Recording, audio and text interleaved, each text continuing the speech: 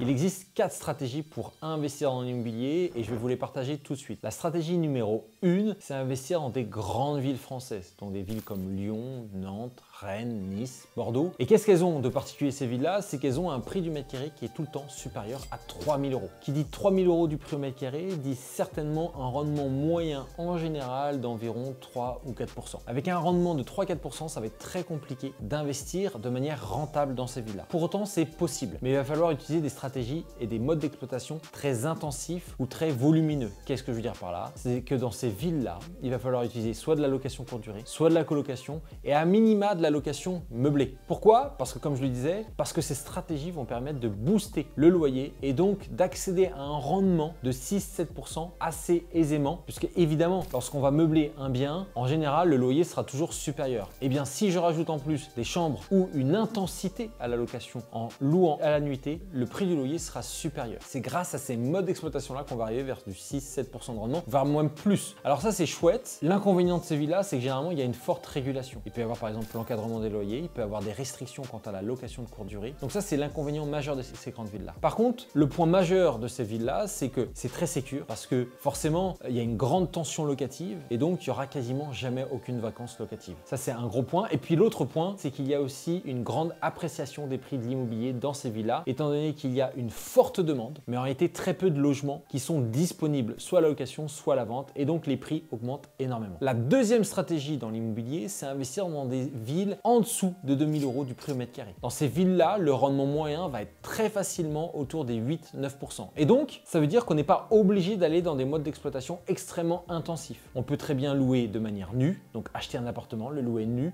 à une famille, un studio, peu importe. On peut même acheter un immeuble de rapport et on sera assez rentable en général, puisque pour être rentable, il faut atteindre les 7-8% de rendement minimum. Avec l'augmentation des taux, je dirais qu'il faut même aller un peu plus que 8. Et à ce moment-là, les biens immobiliers s'autofinanceront grâce au loyer de vos locataires. Alors ça, c'est l'aspect cool, c'est que dans ces villes-là, c'est assez simple finalement de trouver du rendement. Maintenant, l'inconvénient, c'est qu'il y en a plusieurs. C'est que potentiellement, il va y avoir un peu de vacances locatives parce qu'évidemment, il y a moins de candidats qui se bousculent pour louer votre bien immobilier. Parce que généralement, les villes de moins de 2 000 euros du prix au mètre carré, c'est soit des villes petites ou moyennes, ou même parfois des villes un petit peu sinistrées et donc avec quelques petits problèmes, comme c'est le cas par exemple d'une ville comme Saint-Étienne, ou même d'une ville comme Mulhouse où il y a beaucoup de quartiers problématiques. L'autre inconvénient de ces stratégies-là, c'est qu'en général, l'immobilier ne va pas beaucoup s'apprécier dans le temps. J'ai vu récemment ce phénomène dans une étude qui a démontré que la ville de Mulhouse avait moins augmenté que l'inflation sur les 20 dernières années. Ce qui signifie donc que la valeur de ton bien immobilier n'a pas assez augmenté pour battre l'inflation.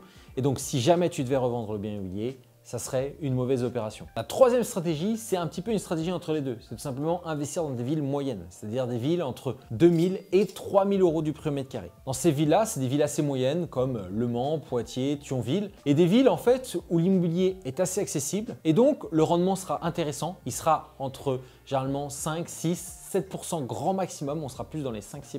Et donc là, on a un petit peu tous les avantages sans les inconvénients. Ça veut dire que l'immobilier augmente, mais pas énormément, mais ça augmente quand même. Il y a également une petite tension locative, mais pas forcément énormément. Et puis, si on va aller vers des stratégies un peu d'exploitation à haute fréquence, on sera encore plus rentable, mais parfois, il n'est même pas nécessaire d'aller dans ces stratégies-là. Donc en fait, on a un petit peu tous les avantages, tous les inconvénients, et pourtant, c'est pas forcément ce que je recommande. Parce que ce que je recommande, c'est peut-être la quatrième stratégie. Et cette quatrième stratégie, c'est d'investir là où on se sent le plus confortable. En tout cas, au début. Généralement, quand on habite à l'étranger, c'est investir dans une ville qu'on connaît déjà. Alors c'est possible d'investir dans des villes qu'on ne connaît pas, mais à ce moment-là, il faudra les étudier, et c'est possible si on a les connaissances, si on sait comment étudier une ville, si on a les repères, si aussi on peut se concerter potentiellement avec quelqu'un de cette ville-là, ça sera beaucoup plus simple. Néanmoins, il y a une vérité, si tu investis dans ce quoi tu connais, tu as deux grands avantages. Le premier avantage, c'est que tu feras moins d'erreurs. Évidemment, tu connais ta ville, tu connais les quartiers, tu as même peut-être déjà un petit réseau sur place, des membres de ta famille, etc. Le deuxième avantage, c'est que tu gagnes du temps. Ton étude de marché sera beaucoup plus courte, tu pourras accélérer les choses et donc passer du stade prospection à acquisition beaucoup plus rapidement. Moi, c'est ce que j'ai fait. J'ai tout simplement commencé par investir dans ce quoi je connaissais, c'est-à-dire dans ma ville d'origine, là où j'ai grandi ou proche de là où j'ai grandi. Et donc, ça m'a permis d'investir très rapidement. Par la suite, j'en ai fait décider d'investir dans les zones environnantes de ma ville et puis petit à petit, je me suis éloigné. Mais parce que j'avais acquis des bases, j'avais acquis une expérience et puis ça m'a permis d'investir très rapidement et donc de me générer aussi des revenus locatifs que j'ai décidé de réinvestir pour me générer à nouveau d'autres revenus locatifs et de faire grossir mon patrimoine. Dis-moi en commentaire ce que tu as pensé de cette vidéo, dans